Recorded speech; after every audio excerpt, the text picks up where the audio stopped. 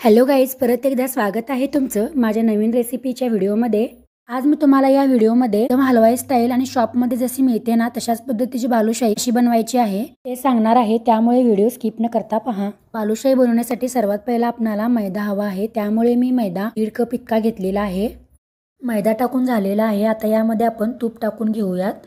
तुपाचे प्रमाण हे 75 ग्रॅम म्हणजेच अर्धा कप इतके घेतलेले आहे। नंतर आता आपण पाणी टाकून घेऊयात। पाण्याचे प्रमाण हे जेवढे आपण तूप टाकलेले आहे ना तेवढेच घ्यायचे आहे, थोडं कमी घेतलं तरी चालेल। हलवाई बालुशाही बनवत असताना त्यामध्ये अमोनिया टाकतात आपण, बेकिंग पावडर टाकून घेऊयात। त्यानंतर फूड कलर टाकून घेतलेला आहे।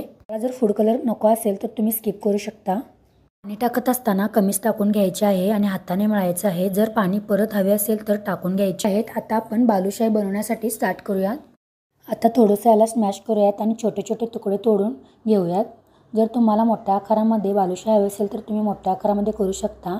जर तुम्हाला लहान आकारामध्ये हवी असेल तर तुम्ही लहान आकारामध्ये त्याला तोडू शकता। बघा, हाताने छान असे स्मॅश करून एक गोळा तयार करून घ्यायचा आहे, जेणेकरून क्रॅकिंग झालेला भाग खाली जाईल।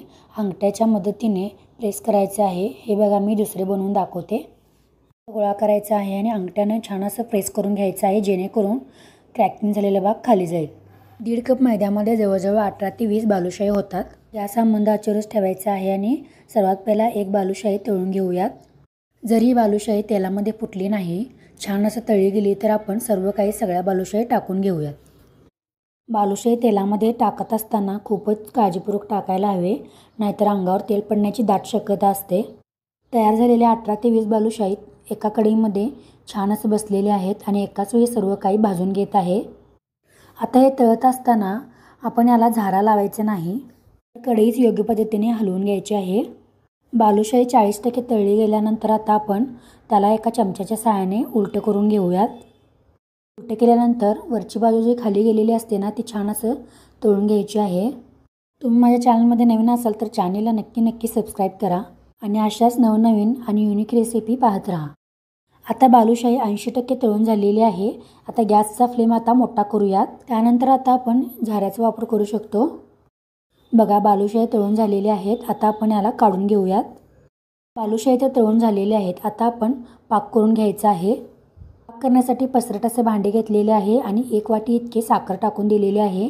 त्यानंतर आता पाणी टाकून घेतलेले आहे। पाण्याचे प्रमाण अर्धी वाटी इतके आहे।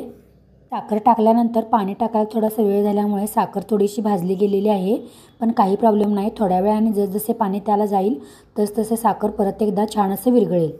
जर तुम्ही बालुशाही करत असताना त्या पिठामध्ये कलर घातला नसेल तर तुम्ही पाकामध्ये कलर वापरू शकता। बघा, साखर पूर्णपणे विरघळलेली आहे। जवळजवळ 5 मिनिटं झालेली आहे आणि साखर त्यामध्ये छान अशी विरघळलेली आहे आणि एकतारी पाक तयार झालेला आहे। त्यानंतर आता गॅस बंद करायचा आहे। आता फ्लेवरसाठी यामध्ये इलायची पूड टाकून घेऊयात। झालेल्या पाकामध्ये हे सर्व काही मिक्सअप करून घ्यायचे आहे। आता पाकामध्ये बालुशाही टाकून घेऊयात। पाक सर्व बालुशाहीला लागण्यासाठी त्याला खालून वर असं करून घेऊयात।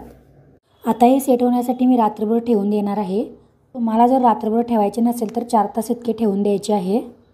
बघा, तयार झालेले आहेत एकदम परफेक्ट आणि हलवाई स्टाईल एकदम रसरशीत अशी बालुशाही। तुम्ही ही बालुशाही नक्की ट्राय करा आणि मला नक्कीच कळवा। व्हिडिओ आवडल्यास लाईक करा। धन्यवाद।